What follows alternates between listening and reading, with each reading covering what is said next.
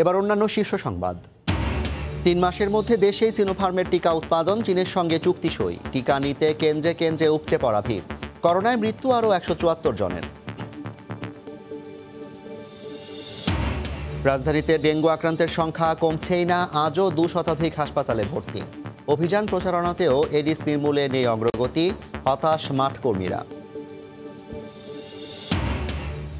75-এর হত্যাকাণ্ডের নীল নকশা 3 বছর আগেই করা হয়। পেছনের কুশীলবদেরও পরিচয় বেরিয়ে আসবে। শোক দিবসের আলোচনা সভায় প্রধানমন্ত্রী। অসুস্থ বেগম জিয়াকে গৃহবন্দী করে রেখেছে সরকার। রাজনীতি থেকে দূরে রাখতেই এমন চক্রান্ত, অভিযোগ বিএনপি মহাসচিবের। এবং পদ্মা সেতুর রেল নেটওয়ার্কে যুগান্তকারী পরিবর্তন। দক্ষিণ পশ্চিমাঞ্চলের কেন্দ্রবিন্দুতে ফরিদপুরের ভাঙা জংশন, 2 প্রান্তে রেলের অগ্রগতি 81%।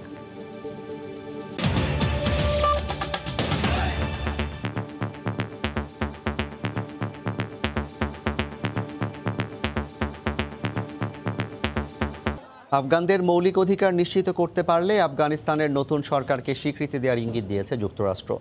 চীন তালিবানকে স্বীকৃতি দিতে যাচ্ছে, এমন অবস্থায় যুক্তরাষ্ট্রের অবস্থান জানতে চাওয়া হলে সাংবাদিকদের এ কথা বলেন মার্কিন পররাষ্ট্রমন্ত্রী। এদিকে ওয়াশিংটনে তালেবান বিরোধী বিক্ষোভ হয়েছে। যুক্তরাষ্ট্র থেকে লস্কর আল মামুনের রিপোর্ট। রাজধানী কাবুল দখল সহ দেশ জুড়ে তালেবান গোষ্ঠীর তৎপরতার মধ্যেই স্থানীয় সময় রোববার যুক্তরাষ্ট্রের পররাষ্ট্রমন্ত্রী অ্যান্থনি ব্লিংকেন এক ঘোষণায় বলেন, ভবিষ্যতের যে আফগান সরকার জনগণের মৌলিক অধিকার সমুন্নত রাখবে এবং সন্ত্রাসীদের আশ্রয় দেবে না, ওয়াশিংটন তাদের স্বীকৃতি দিতে। রাজনৈতিক বিশ্লেষকরা মনে করছেন যে তাহলে হয়তোবা মার্কিন যুক্তরাষ্ট্র নতুন যে সরকার গঠন করবে সেই সরকার গঠনের সমর্থন দিতে যাচ্ছে এবং তাদের সাথে কিন্তু একযোগে কাজ করার একটি প্রত্যয় তারা ব্যক্ত করতে যাচ্ছে। সাবেক মার্কিন প্রেসিডেন্ট ডোনাল্ড ট্রাম্পের আমলে আফগানিস্তান থেকে মার্কিন সেনা প্রত্যাহারের প্রক্রিয়া শুরু হয়েছিল। সেনা প্রত্যাহার করতে আফগান তালেবানের সঙ্গে চুক্তি সই হয় ওই সময়। তবে জো বাইডেন ক্ষমতায় এসে সেপ্টেম্বরের মধ্যে আফগানিস্তান থেকে মার্কিন সেনা প্রত্যাহার পুরোপুরি শেষ করার সময়সীমা নির্ধারণ করেন। তবে নির্ধারিত সময়ের আগেই মোটামুটি শেষ হয় সেনা প্রত্যাহার। এর পরপরই তালেবান যোদ্ধারা আফগানিস্তানের বিভিন্ন এলাকার নিয়ন্ত্রণ নিতে শুরু করে। এদিকে আফগানিস্তান থেকে যুক্তরাষ্ট্রের সেনা প্রত্যাহারের প্রতিবাদে হোয়াইট হাউসের সামনে বিক্ষোভ করেছে কয়েকশো মানুষ। আফগানিস্তানে চলমান সহিংস পরিস্থিতির জন্য বাইডেন প্রশাসনকে দায়ী করেন বিক্ষোভকারীরা। লস্কর আল মামুন, সময় সংবাদ, যুক্তরাষ্ট্র। আফগানিস্তানে যারাই ক্ষমতায় থাকুক তারা জনগণের সরকার হলে বাংলাদেশের দরজা খোলা থাকবে বলে জানিয়েছেন পররাষ্ট্রমন্ত্রী ডক্টর এ কে আব্দুল মোমেন। এদিকে বিশ্লেষকরা বলছেন 2 দশকের অভিজ্ঞতা থেকে শিক্ষা নিয়ে এবার ভিন্ন কৌশল নিতে পারে তালেবান। বাংলাদেশের কোনো গোষ্ঠী যেন এর ফায়দা লুটতে না পারে সে বিষয়ে সরকারকে সজাগ থাকারও পরামর্শ তাদের। তাজওয়ার মাহমিদের রিপোর্ট। আমরা দেখছি যে তারা কাতারে বসে নিয়মিত নেগোসিয়েশনে বসছে, তারা মস্কোতে নেগোসিয়েশন করছে, তারা চায়নাতে তিয়ানজিনে নেগোসিয়েশন করেছে, এমনকি ইরানের সাথেও নেগোসিয়েশন করেছে। বাংলাদেশের যারা যে জঙ্গি সংগঠনগুলো আছে তাদের উৎসেও আমরা দেখেছি 92 বা 90-এর দশকে তারা সবাই তালেবান ফেরত জঙ্গি ছিল। তো স্বভাবতই তাদের সাথে যে সম্পৃক্ততা বা তাদের যে পরিচয় সংযোগ সেটি গুরুত্বপূর্ণ। ওই অঞ্চল থেকে যারা পৃষ্ঠপোষকতা করবে সেটিকে বন্ধ করতে হবে। এদিকে পররাষ্ট্রমন্ত্রী বলছেন, আফগানিস্তানে যারাই ক্ষমতায় আসুক তাদের প্রতি সে দেশের জনগণের সমর্থন থাকলে বাংলাদেশের দরজা সবসময় খোলা। সেখানে আটকে পড়া বাংলাদেশিদের ফিরিয়ে আনার প্রক্রিয়া চলছে বলে জানিয়েছেন পররাষ্ট্র প্রতিমন্ত্রী। বাংলাদেশি যারা আফগানিস্তানে কাজ করেন তাদের নিরাপত্তা আমরা ইতিমধ্যে 3 জনকে গতকালকে ইভ্যাকুয়েট করেছি। 7 জন আছেন যারা ওখানকার একটা টেলিকম কোম্পানিতে কাজ করেন। আমরা তাদের সাথে যোগাযোগ স্থাপন করেছি এবং তাদেরকে কিছু নির্দেশনা দিয়েছি। যদি তালেবান সরকার হয় এবং হয়েছে এবং সেটা জনগণের সরকার হয়, অবশ্যই আমাদের দরজা খোলা থাকবে। আফগানিস্তানের বর্তমান পরিস্থিতি গভীরভাবে পর্যবেক্ষণ করা হচ্ছে বলেও জানিয়েছে পররাষ্ট্র মন্ত্রণালয়। তাজওয়ার মাহমিদ, সময় সংবাদ, ঢাকা।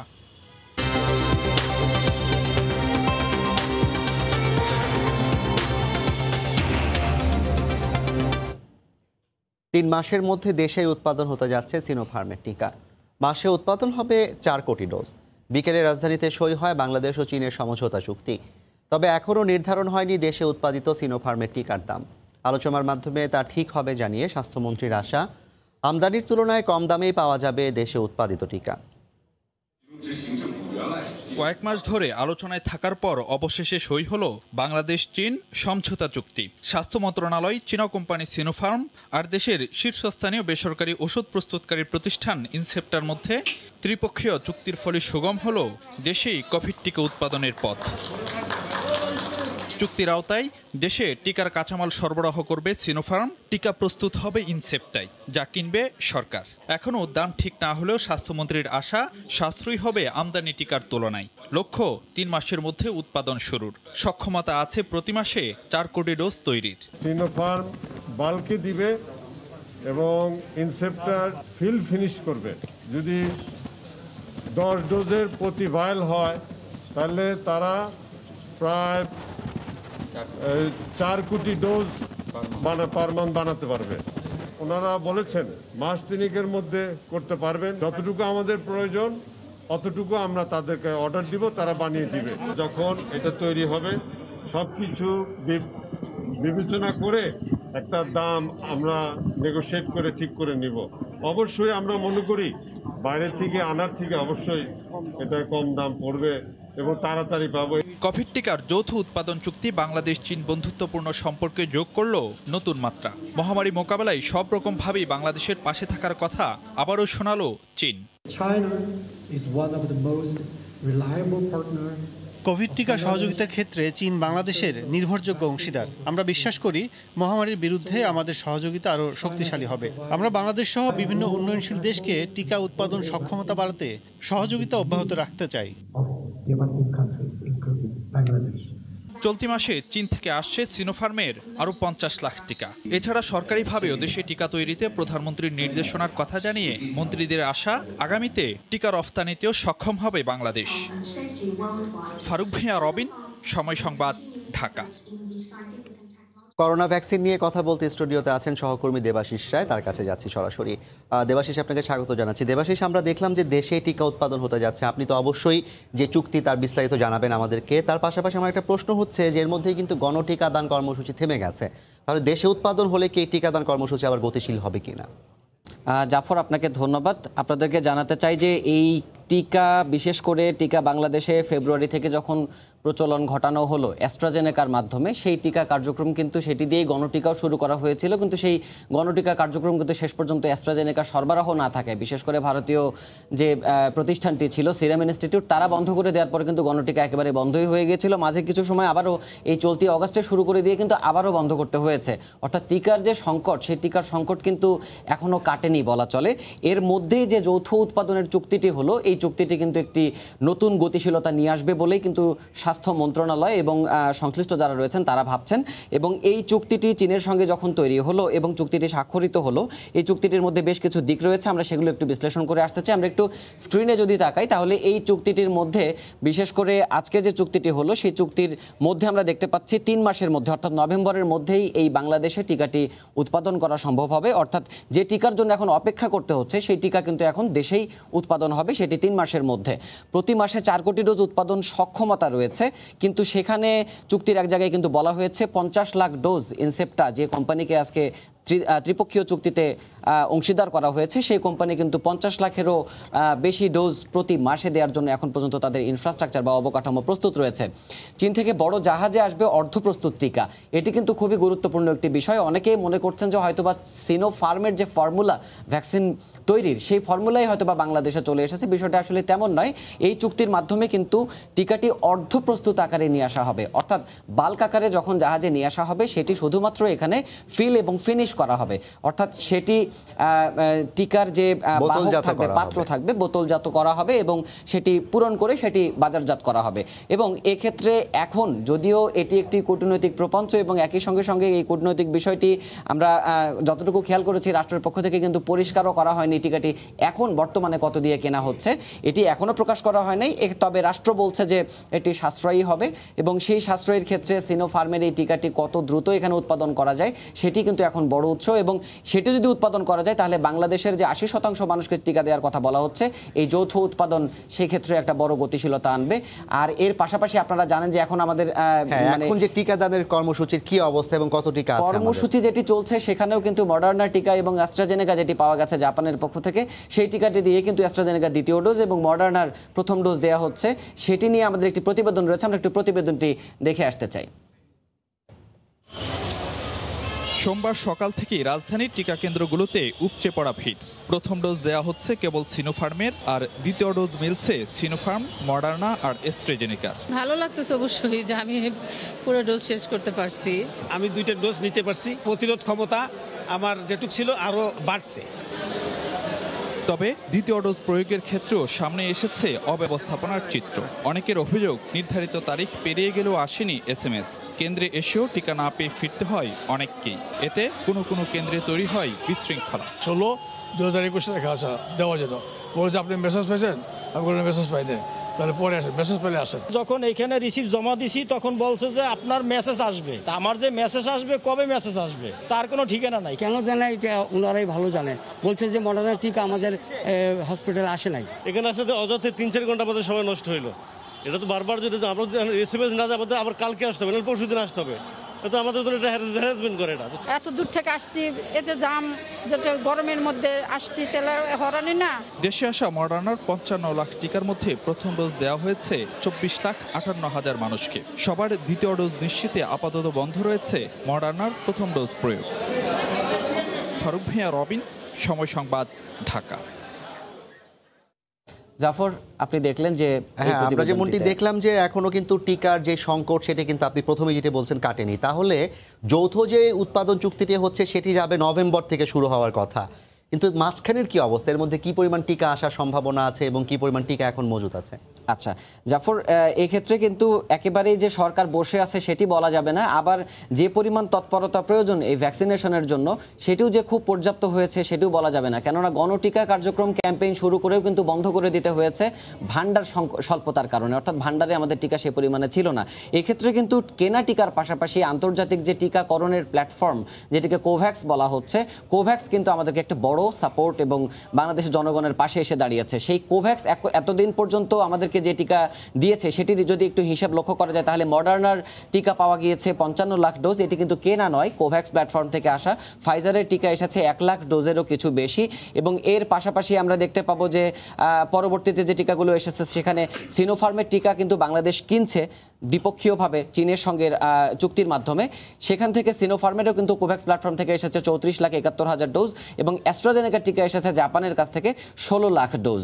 এবং এই সবগুলো যদি আমরা যোগ করি তখন দেখা যায় যে এই মোট যে টিকার সংখ্যা কোভ্যাক্স থেকে এসেছে সেটি হচ্ছে 1,07,15,000 ডোজ টিকা কিন্তু কোভ্যাক্স প্ল্যাটফর্ম থেকেই পাওয়া গিয়েছে, এবং আগামী ডিসেম্বরের মধ্যে কিন্তু এই প্ল্যাটফর্মটি থেকেই 6 কোটি ডোজ আসবে। এই টিকাগুলো বিনামূল্যে বাংলাদেশ পেলেও পরবর্তীতে বাংলাদেশ এই 6 কোটি ডোজের উপরে যদি যেতে চায় সেক্ষেত্রে কিন্তু বাংলাদেশকে টিকার জন্য মানে সেই পরিমাণ টাকা সেই কোভ্যাক্স প্ল্যাটফর্মকে বাংলাদেশকে পরিশোধ করতে হবে। এবং এর পরপরই আমরা যদি দেখি যে এখন পর্যন্ত আমরা কি পরিমাণ টিকা বাংলাদেশে নিয়ে আসা হয়েছে, মোট পাওয়া গিয়েছে 2,90,00,000, অর্থাৎ প্রায় 3 কোটির কাছাকাছি। এর মধ্যে উপহার রয়েছে, কোভ্যাক্স প্ল্যাটফর্ম রয়েছে এবং কেনা রয়েছে।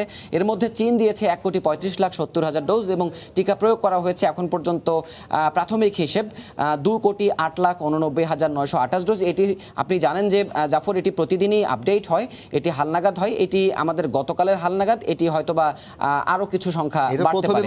ডোজ মিলে এই সংখ্যাটা। তবে এখানে এই টিকার সংখ্যার মধ্যে আপনি একটু লক্ষ্য করলে দেখতে পাবেন যে এখানে চীনা টিকার আধিক্য, অর্থাৎ 2,90,00,000 টিকার মধ্যে কিন্তু 1,35,70,000 ডোজ টিকা কিন্তু চীন থেকে এসেছে।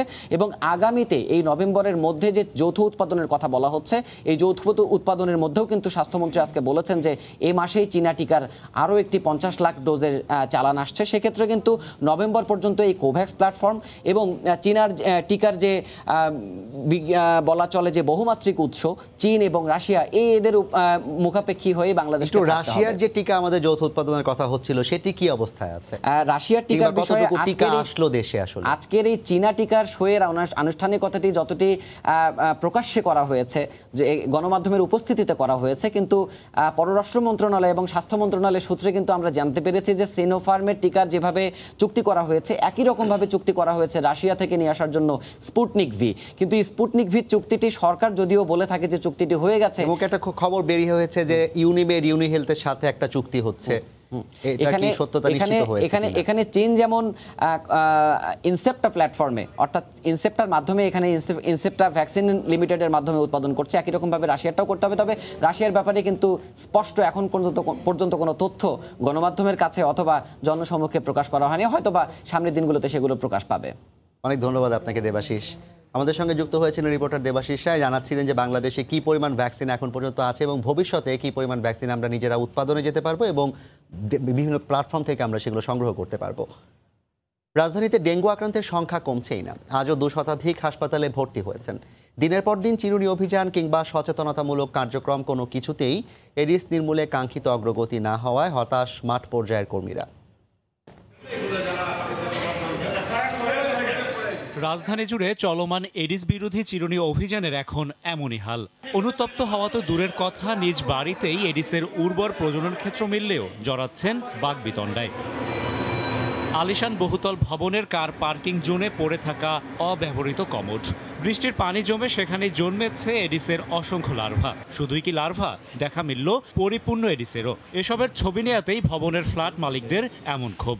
ওটা ঢাকা অবস্থায় আছে বিধায় আমরা এটা খেয়াল করতে পারিনি, আজকে আপনারা এসে ওপেন করছেন বিধায়টা দেখা গেছে।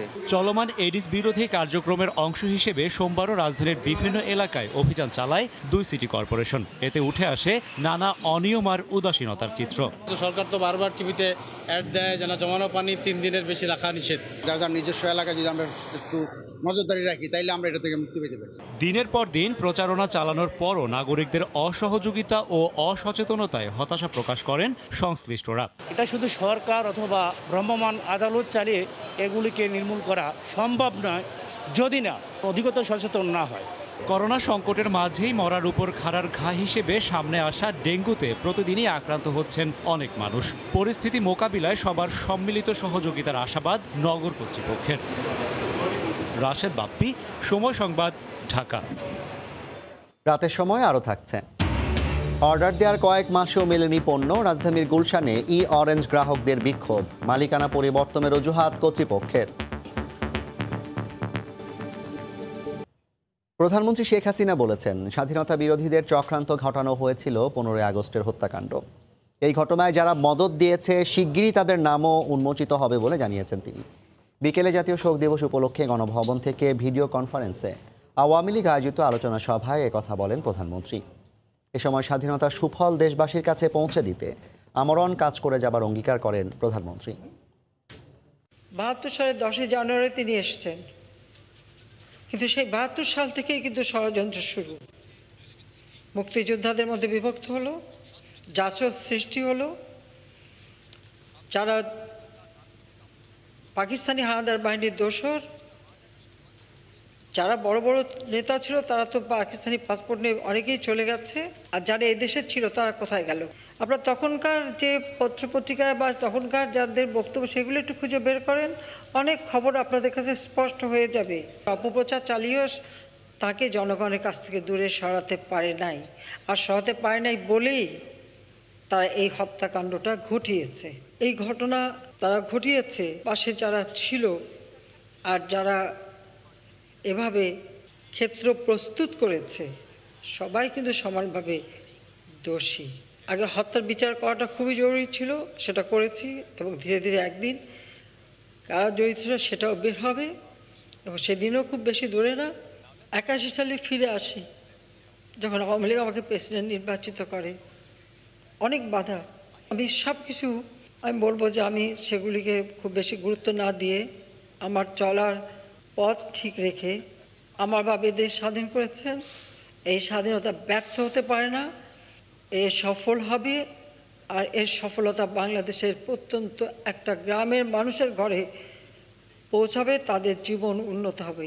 এই একটা প্রতিজ্ঞা নিয়েই সমস্ত বাধা বিঘ্ন যা কিছু এসছে সব কিছু আমি সেগুলি অতিক্রম করার চেষ্টা করেছি।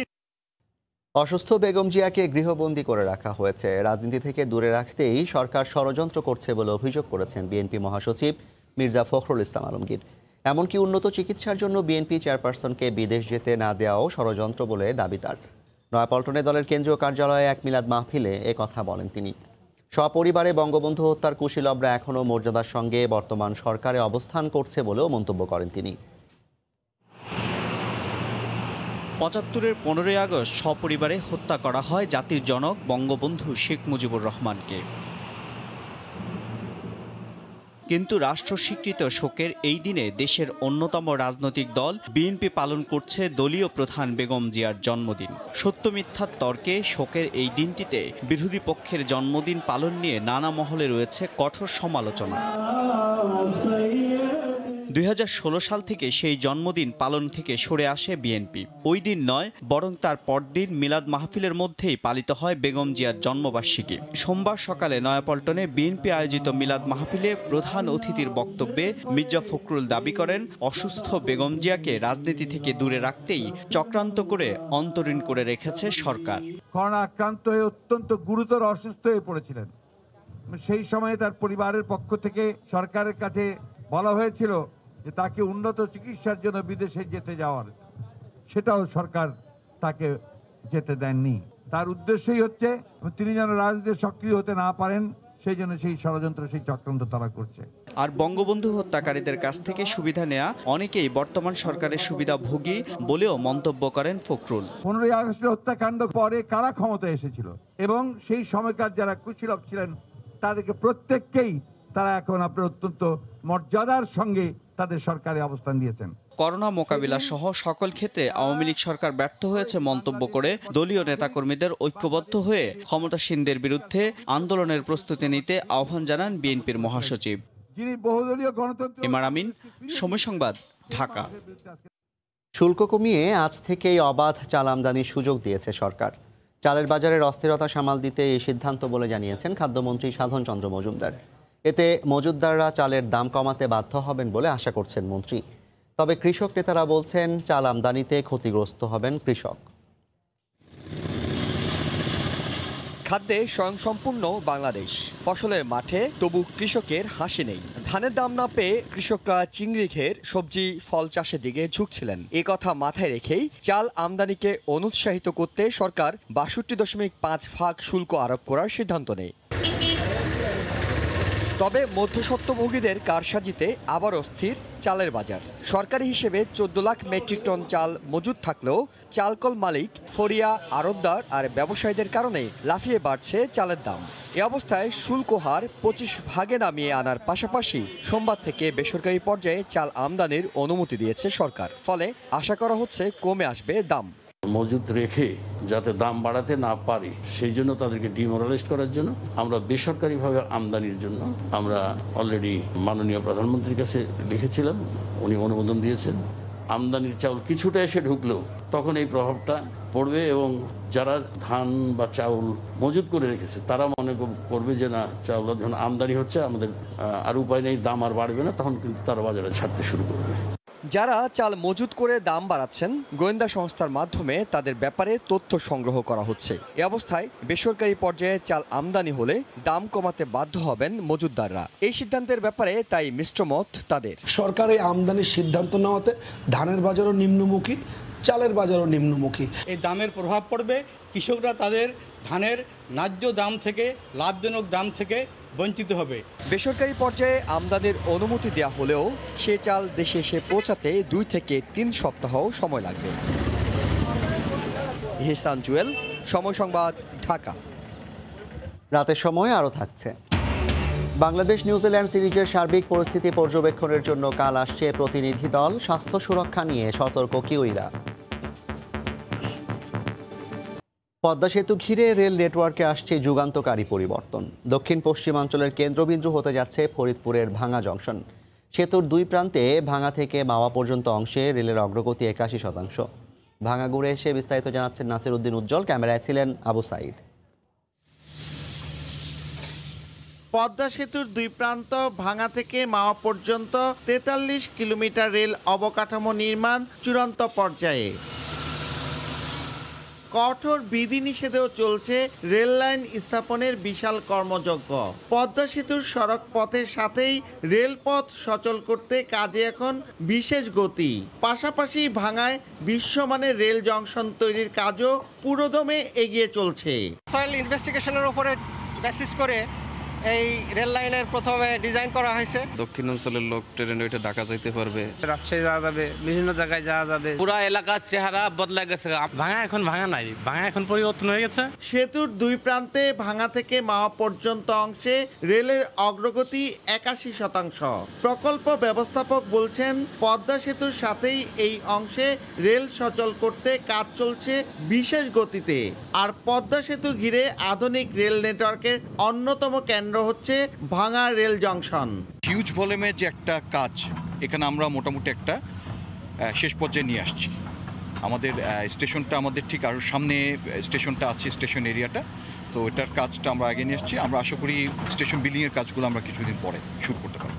ঢাকা থেকে যশোর পর্যন্ত 172 কিলোমিটারের রাজধানী থেকে মাওয়া সহ বাকি অংশের রেল লাইন সম্পন্ন হবে 2024 সালের মধ্যে। উত্তরে রাজবাড়ী, ফরিদপুর আর দক্ষিণে বরিশাল, পশ্চিমে যশোর, খুলনা আর পূর্ব দিকে রাজধানী ঢাকা পদ্মা সেতু হয়ে এই জংশনে রেলপথ মিলিত হবে। ফরিদপুরে ভাঙা থেকে নাসির উদ্দিন উজ্জ্বল, সময় সংবাদ। অনলাইনে অর্ডার দেওয়ার পর কয়েক মাস পেরিয়ে গেলেও পণ্য বুঝে না পেয়ে রাজধানীর গুলশানে বিক্ষোভ করেছেন ই কমার্স কোম্পানি অরেঞ্জের গ্রাহকরা। বারবার ডেলিভারির প্রতিশ্রুতি দেওয়ার পরও পণ্য না পাওয়ার অভিযোগ তাদের। এদিকে মালিকানা পরিবর্তনের অজুহাত দেখিয়ে অরেঞ্জ কর্তৃপক্ষ জানায়, আগামী 19 আগস্ট থেকে পর্যায়ক্রমে পণ্য ডেলিভারি দেওয়া হবে।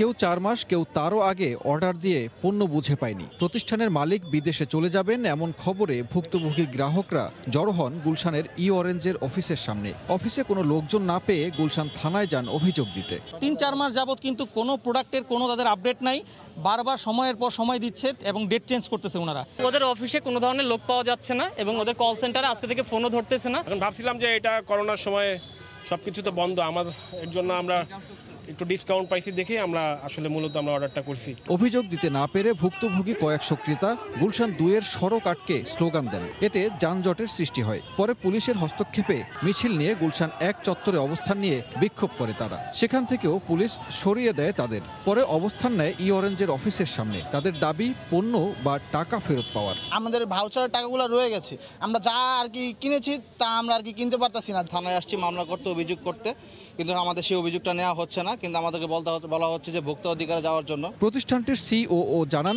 মালিকানা পরিবর্তন ও সময় মতো অন্য কোম্পানি থেকে পণ্য না পাওয়ায় গ্রাহকদের পণ্য ডেলিভারি দিতে দেরি হচ্ছে। তাহলে এখন পরিস্থিতিটা কি, আসলে অর্ডার কি ডেলিভারি হবে কি হবে না? ডেলিভারি হবে 19 তারিখ থেকে। 6 তারিখে দেওয়ার কথা ছিল, তারপর পরে লকডাউন হয়ে গেল, ওটা দেওয়া হয়নি 6 তারিখে। সারা দেশ থেকে অন্তত 2 লাখ ক্রেতা অরেঞ্জের মাধ্যমে বিভিন্ন পণ্য অর্ডার করেছে। সানবীর রূপল, সময় সংবাদ, ঢাকা। আবারও দেশের বাইরের খবর। যুক্তরাষ্ট্রের নিউ ইয়র্কে টাইমস স্কোয়ারে হয়ে গেল বঙ্গবন্ধু শেখ মুজিবুর রহমানের ছবি এবং জীবন ও কর্মের প্রদর্শনী। 24 ঘন্টা ধরে চলা এই প্রদর্শনী দেখতে রোববার দিনভর ছিল স্থানীয় প্রবাসীদের ভিড়। বিদেশিরাও জেনেছেন বঙ্গবন্ধু সম্পর্কে। নিউ ইয়র্ক থেকে হাসানুজ্জামান সাকির রিপোর্ট। 15ই আগস্ট দিনটি শোকের হলেও টাইম স্কয়ার যেন পরিণত হয়েছিল শক্তিতে। রোববার দিনভর প্রবাসীদের গন্তব্য ছিল নিউ ইয়র্ক শহরের এই আকর্ষণীয় স্থান। এখানেই বারবার ভেসে উঠেছেন বঙ্গবন্ধু। জাতির জনক বঙ্গবন্ধু শেখ মুজিবুর রহমানের শাহাদাত বার্ষিকীতে আজকে আমরা এই বিলবোর্ডে বঙ্গবন্ধুর ভাষণের মধ্য দিয়ে শোক দিবসের কর্মসূচি যুক্তরাষ্ট্রে শুরু হয়েছে। টাইম স্কোয়ারে আজকে বঙ্গবন্ধুকে প্রদর্শিত করে আজকে আমরা মনে করতেছি আজকে বঙ্গবন্ধুকে আমরা জীবিত বঙ্গবন্ধুকে দেখতে পাইতেছি। আমেরিকার মতো জায়গায় বসে এত বড় একটা জিনিস করতে পারলাম, আমাদের বাঙালিরা করতে পারলো, সেটাকে আসলে গর্ব করার মতো একটা জিনিস। টাইম স্কয়ারের ঐতিহাসিক বিলবোর্ডে বঙ্গবন্ধুকে এক নজর দেখতে তরুণ প্রজন্মও আসেন দিনভর। বিদেশিরাও ছিলেন উৎসুক। আজকে টাইম স্কয়ারে বঙ্গবন্ধুকে অনেক বড় একটা স্ক্রিনে দেখাচ্ছে, এটা আমাদের সবার জন্য অনেক প্রাউড একটা moment. It's creative, it's good. It's really nice that you guys came all the way from Bangladesh to New York to celebrate this. উদ্যোক্তা প্রতিষ্ঠান এনওয়াই ড্রিমসের সিইও ফাহিম ফিরোজ জানান, প্রবাসে নতুন প্রজন্ম এবং বিদেশিদের কাছে বঙ্গবন্ধুকে তুলে ধরাই ছিল তার লক্ষ্য। এদিকে সন্ধ্যায় প্রধানমন্ত্রীর অর্থনৈতিক বিষয়ক উপদেষ্টা ডক্টর মশিউর রহমান আসেন টাইম স্কয়ারে। তিনি প্রদর্শনী দেখেন। সেই ইচ্ছার একটা প্রতিফলন এবং এই ইচ্ছাটা আমার মনে হলো আমার একটা না। বঙ্গবন্ধুর ছবি প্রদর্শনীর এই আয়োজন কোনোভাবেই রাজনৈতিক ছিল না, হয়ে উঠেছিল সাধারণের অনুষ্ঠান। আর বঙ্গবন্ধুকে এক নজর দেখতে পারিবারিক আবহে সবাই এসেছেন এখানে। হাসানুজ্জামান সাকি, সময় সংবাদ, টাইম স্কয়ার, নিউ ইয়র্ক।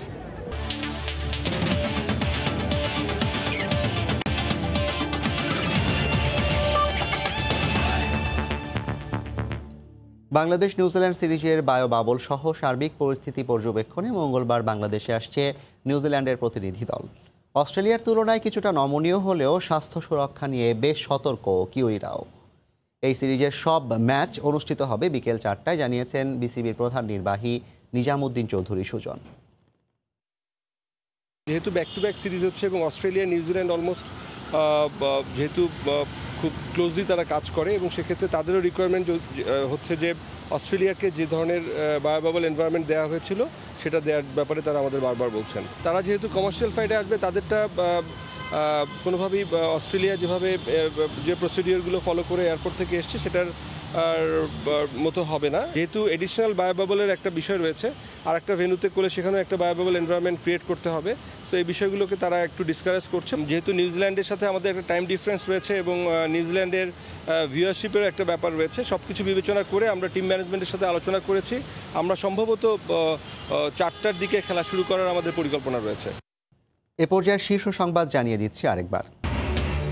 ৭৫-এর হত্যাকাণ্ডের নীল নকশা 3 বছর আগেই করা হয়। পেছনের কুশীলবদেরও পরিচয় বেরিয়ে আসবে। শোক দিবসের আলোচনা সভায় প্রধানমন্ত্রী। এবং 3 মাসের মধ্যে দেশেই সিনোফার্মের টিকা উৎপাদন, চীনের সঙ্গে চুক্তি সই। টিকা নিতে কেন্দ্রে কেন্দ্রে উপচে পড়া ভিড়। করোনায় মৃত্যু আরও 174 জনের। এই ছিল রাতের সময়। সঙ্গে থাকুন সময়ের।